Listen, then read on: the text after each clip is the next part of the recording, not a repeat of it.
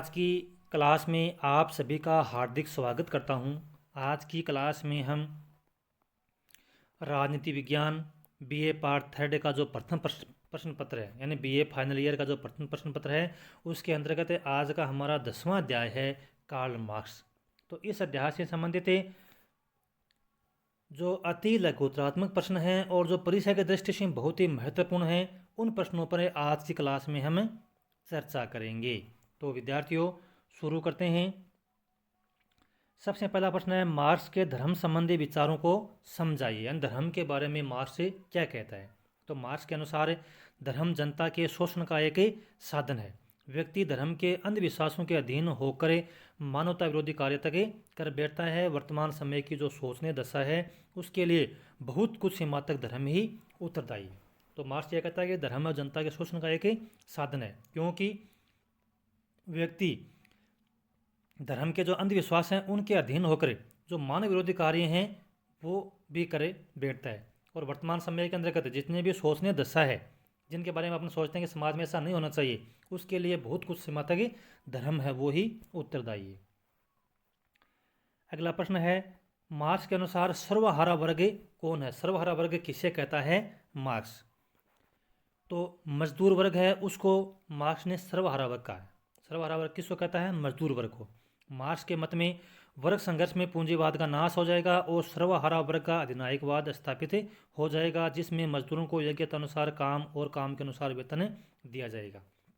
तो मार्क्स है वो मजदूर वर्ग को सर्वहारा वर्ग कहता है, और वो कहता है कि अभी जो पूंजीवाद चल रहा है, और पूंजीवाद में होगा क्या, जो पूंजीपति हैं और जो मजदूर हैं उनके बीच में वर्ग संघर्ष होगा। इन दोनों वर्गों के बीच में संघर्ष होगा, जिसमें जो मजदूर वर्ग है उनकी जीत होगी, और इस तरह से सर्वहारा वर्ग का अधिनायकवाद स्थापित हो जाएगा। और उसके बाद में क्या होगा, मजदूरों को योग्यता अनुसार काम मिलेगा और काम के अनुसार उनको वेतन दिया जाएगा। अगला है, द्वंद्वात्मक पत्ति के 3 अंग कौन कौन से हैं। तो द्वंद्वात्मक पत्ति के 3 अंग हैं, वाद, प्रतिवाद और संवाद। बहुत ही इंपॉर्टेंट है परीक्षा की दृष्टि से। द्वंद्वात्मक भौतिकवाद के 3 अंग हैं, वाद, प्रतिवाद और संवाद। इनको विस्तार से हम निबंधात्मक प्रश्नों के अंतर्गत देखेंगे। अगला प्रश्न है, मार्क्स ने धर्म को अफीम के रूप में क्यों इंगित किया है। तो मार्क्स ने धर्म को जनता के अफीम के रूप में इसलिए इंगित किया है कि धर्म जनता के शोषण का एक साधन है, जिसे खाकर जनता विकास के मार्ग पर आगे बढ़ने के बजाय पतन के गर्त में पड़ी ऊँगती रहती है, तथा व्यक्ति धर्म के अंधविश्वासों के अधीन होकर मानवता का विरोधी कार्य तक कर बैठता है। इस कारण वर्तमान समय की जो सोचने दशा के लिए बहुत कुछ सीमा तक वो धर्म ही उत्तरदायी है। इसलिए मार्क्स है वो धर्म को जनता के अफीम के रूप में इंगित किया है, क्योंकि धर्म है वो जनता के शोषण का एक साधन है। कहने का मतलब है कि धर्म के आड़ में जनता विकास के मार्ग पर आगे नहीं बढ़ती है, बल्कि धर्म जो धार्मिक अंधविश्वास हैं उनके अधीन होकर के वो गलत काम कर बैठती है। और वर्तमान में जो भी गलत काम होते हैं, जो भी समाज की जो दशा है, उसके धर्म ही उत्तरदायी है। मार्क्स की रचनाओं पर प्रमुख प्रभावों का उल्लेख कीजिए, यानी कार्ल मार्क्स की रचनाओं पर किन किन का प्रभाव पड़ा है। तो देखो, 3 प्रभावों के रूप में हम देख सकते हैं। सबसे पहले हेगल का प्रभाव, यानी हेगल की जो द्वंद्वात्मक पद्धति है उसका प्रभाव मार्क्स के विचारों पर पड़ा है। दूसरा है ब्रिटिश समाजवादियों और अर्थशास्त्रियों की विचारधाराओं का प्रभाव। और तीसरा है फ्रेंच समाजवादी, जिनमें कौन कौन से विचारक हैं, सेंट साइमन है, चार्ल्स फोरियर है और केबेल की जो विचारधारा है, उसका प्रभाव कार्ल मार्क्स के विचारों पर देखा जा सकता है। तो किनका प्रभाव है? हेगल का प्रभाव, ब्रिटिश समाजवादियों और अर्थशास्त्रियों की विचारधाराओं का प्रभाव, और फ्रेंच समाजवादी, जिनमें विचारक कौन है, सेंट साइमन है, चार्ल्स फोरियर है और केबेट, इनका प्रभाव मार्क्स की रचनाओं पर देखा जा सकता है। कार्ल मार्क्स के कोई 4 प्रमुख सिद्धांतों का उल्लेख कीजिए। तो 4 प्रमुख सिद्धांत हैं, द्वंद्वात्मक भौतिकवाद का सिद्धांत, ऐतिहासिक भौतिकवाद का सिद्धांत, वर्ग संघर्ष का सिद्धांत और अतिरिक्त मूल्य का सिद्धांत। इनका विस्तार से हम अपने अगली क्लास में चर्चा करेंगे। फिलहाल आप ये जो प्रमुख सिद्धांत हैं इनको आप अच्छी तरह से याद कर लीजिए, और परीक्षा में अति लघुतम प्रश्न के अंतर्गत भी शॉर्ट में ये पूछे जाते हैं। तो 4 प्रमुख ये सिद्धांत हैं। इतिहास की भौतिकवादी व्याख्या में मार्क्स द्वारा दर्शाई गई विकास की विभिन्न अवस्थाओं को बताइए। यानी इतिहास की भौतिकवादी व्याख्या सिद्धांत के अंतर्गत मार्क्स ने जो विकास की प्रमुख अवस्थाएं बताई हैं वो कौन कौन सी हैं। तो पहली आदिम साम्यवादी व्यवस्था शुरुआत की, और उसके बाद में दास अवस्था, फिर सामंतवादी अवस्था, फिर पूंजीवादी अवस्था, फिर सरबराह वर्ग के अधिनायकवाद की व्यवस्था, और सबसे जो अंत में होगी वो कौन सी होगी, साम्यवादी अवस्था। विस्तार से हम आगे पढ़ेंगे इसमें, लेकिन फिलहाल जो चल रही है वो है पूंजीवादी अवस्था। कार्ल मार्क्स कहता है कि पूंजीवादी अवस्था में जो पूंजीपति हैं वो मजदूरों का शोषण करते हैं। होगा क्या परिणाम, पूंजीपतियों और मजदूरों के बीच में संघर्ष होगा और उसमें मजदूरों की जीत होगी। होगा क्या, सर्वहारा वर्ग है जिसको मजदूर वर्ग कहते हैं उसका समाज में अधिकार हो जाएगा। और उसके बाद में आएगी साम्यवादी अवस्था, जिसमें समाज में किसी प्रकार का कोई वर्ग नहीं होगा, किसी प्रकार का कोई भेदभाव नहीं होगा। प्लेटो और मार्क्स द्वारा दी गई साम्यवाद की अवधारणा की एक मूलभूत भिन्नता को चिन्हित कीजिए।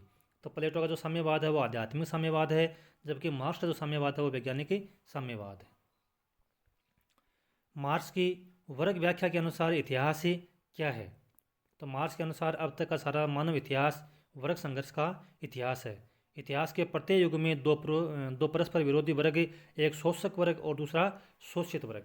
तो वर्ग संघर्ष के अंतर्गत मार्क्स की क्या धारणा है, वो कहता है कि अब तक का जो इतिहास ना वो वर्ग संघर्ष का इतिहास ही रहा है, यानी आदिम साम्यवादी व्यवस्था को छोड़ करके।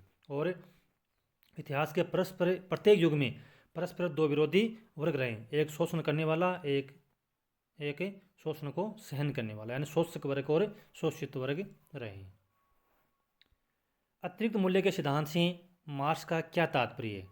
तो मार्क्स के अनुसार पूंजीवादी व्यवस्था में मजदूर अपने श्रम शक्ति बेचकर मजदूरी प्राप्त करता है, मजदूर अपने मजदूरी से ज़्यादा काम करता है और अधिक मूल्य पैदा करता है। मजदूर द्वारा प्राप्त मजदूरी और किए गए कार्य का मूल्य का अंतर ही क्या है, अतिरिक्त मूल्य। कि पूंजीवादी अवस्था में मजदूर अपने श्रम शक्ति बेचकर मजदूरी प्राप्त करता है और मजदूर अपने मजदूर से ज़्यादा काम करता है, लेकिन उसका मूल्य मजदूर को नहीं मिलता है, बल्कि किसके पास में रहता है, वो पूंजीपति अपनी जेब में उसको रख लेता है। तो मजदूर के द्वारा प्राप्त मजदूरी और उसके किए गए कार्य का जो मूल्य है उसका अंतर ही क्या है, अतिरिक्त मूल्य। मार्क्स के विचारों का मूल आधार क्या है, तो द्वंद्वात्मक भौतिकवाद है, यह मार्क्स के विचारों का मूल आधार है। मार्क्स ने द्वंद्वात्मक पद्धति को किससे ग्रहण किया था, तो मार्क्स ने द्वंद्वात्मक पद्धति को हेगल से ग्रहण किया था। बहुत ही इंपॉर्टेंट प्रश्न है परीक्षा की दृष्टि से। कार्ल मार्क्स है, उसने द्वंद्वात्मक पद्धति को किससे ग्रहण किया था, तो हेगल से ग्रहण किया था। मार्क्स के अनुसार द्वंद्वात्मक प्रक्रिया के 3 स्तर कौन कौन से हैं, तो द्वंद्वात्मक प्रक्रिया के 3 स्तर हैं, वाद, प्रतिवाद और संवाद। बहुत ही इंपॉर्टेंट है परीक्षा की दृष्टि से। मार्क्स के अनुसार द्वंद्वात्मक प्रक्रिया के 3 स्तर हैं, पहला है वाद, प्रतिवाद और संवाद। मार्क्स द्वारा रचित कोई 2 पुस्तकों के नाम लिखिए। तो मार्क्स द्वारा रचित 2 पुस्तकें हैं, दास कैपिटल और साम्यवादी घोषणा पत्र। दास कैपिटल यह उनकी सबसे महत्वपूर्ण पुस्तक है और परीक्षा में कई बार पूछते हैं कि दास कैपिटल पुस्तक किसने लिखी थी, तो कार्ल मार्क्स के द्वारा ये लिखी गई थी। मार्क्स द्वारा प्रतिपादित वर्ग की धारणा को परिभाषित कीजिए। मार्क्स के अनुसार आर्थिक हितों के आधार पर वर्गों का निर्माण, पतन और पुनर्निर्माण होता है। सामान्य आर्थिक हितों वाले व्यक्ति या व्यक्तियों का समूह अपने आप को एक वर्ग में संगठित कर लेता है और ये जो संगठन है ये क्या कहलाता है, वर्ग। मार्क्स यह कहता है कि समाज में जिन व्यक्तियों के एक समान आर्थिक हित होते हैं वो क्या करते हैं, अपना एक संगठन बना लेते हैं और उसी को क्या कहता है, मार्क्स है वो वर्ग का नाम दिया है। मार्क्स के वर्ग संघर्ष के सिद्धांत के कोई 2 आलोचनाएं लिखिए। तो वर्ग संघर्ष के सिद्धांत की जो आलोचनाएं हैं, एक तो कार्ल मार्क्स है वो मध्यम वर्ग की उपेक्षा करता है, यानी समाज में 2 ही वर्ग मानता है कार्ल मार्क्स, एक पूंजीपति वर्ग और दूसरा मजदूर वर्ग, और मध्यम वर्ग का वो कहीं कोई जिक्र नहीं करता है, तो मध्यम वर्ग की उपेक्षा करता है। इसमें गैर आर्थिक तथा राष्ट्रीय तत्वों की उपेक्षा की गई है और मार्क्स वो राष्ट्रीय हितों की भी उपेक्षा करता है। अगला प्रश्न है, पूंजीवादी राज्य में पाए जाने वाले किन्हीं 2 तत्वों का उल्लेख कीजिए। तो यह बुजुर्गा की कार्यकारिणी समिति है और राज्य शक्ति और हिंसा पर आधारित है।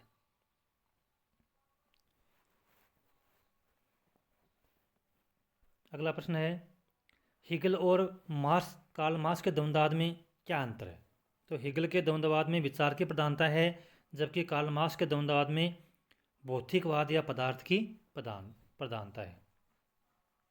यानी मार्क्स है वो अपने द्वंद्ववाद में भौतिकता या पदार्थ की प्रधानता मानता है, उसको वर्चस्व देता है वो, और हेगल है वो विचारों की प्रधानता मानता है। द्वंद्वात्मक भौतिकवाद का क्या आशय है, क्या अर्थ है? तो सृष्टि का विकास द्वंद्वात्मक प्रक्रिया के आधार पर हुआ है और इस विकास का जो मूल तत्व है वो भौतिकता या पदार्थ है। कार्ल मार्क्स क्या कहता है कि सृष्टि का जो विकास है वो एक द्वंद्वात्मक प्रक्रिया के आधार पर हुआ है और इसमें जो मूल तत्व है ना वो क्या है, भौतिकता या पदार्थ। पदार्थ किसको मानता है कार्ल मार्क्स कि जो हम अपनी आंखों से देख सकते हैं वो क्या है, वो पदार्थ है।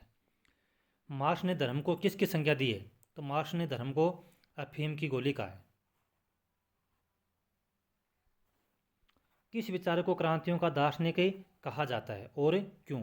तो कार्ल मार्क्स को क्रांतियों का दार्शनिक कहा जाता है क्योंकि वह एक समाजवादी समाज की स्थापना चाहता है। भाई क्रांति दार्शनिक क्यों कहते हैं? क्योंकि वह कहता है कि पूंजीवादी व्यवस्था है उसके अंतर्गत जो पूंजीपति हैं वो मजदूरों का शोषण करते हैं और शोषण के कारण जो मजदूर व पूंजीपतियों के विरुद्ध क्रांति करेंगे। तो इससे क्या होगा, दोनों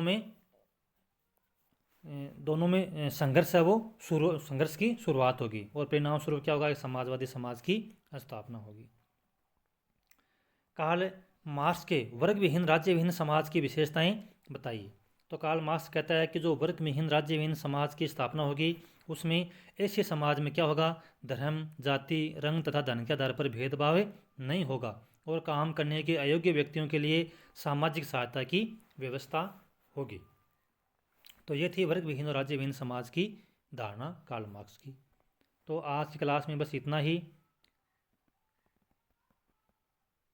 तो आज की क्लास में हमने उन्हीं प्रश्नों को पुटअप किया है जो कि परीक्षा की दृष्टि से बहुत ही इम्पोर्टेंट है। तो यदि आप इन प्रश्नों को अच्छी तरह से याद करते हैं तो निश्चित तौर पे आप परीक्षा में अच्छे मार्क्स प्राप्त कर पाएंगे। तो मैं आशा करता हूँ कि आज का वीडियो आपको अच्छा लगा होगा और यदि अच्छा लगा है तो आप मेरे चैनल को सब्सक्राइब ज़रूर कर लें और चैनल को अधिक से अधिक शेयर करें। इसी आशा के साथ जय हिंद जय भारत।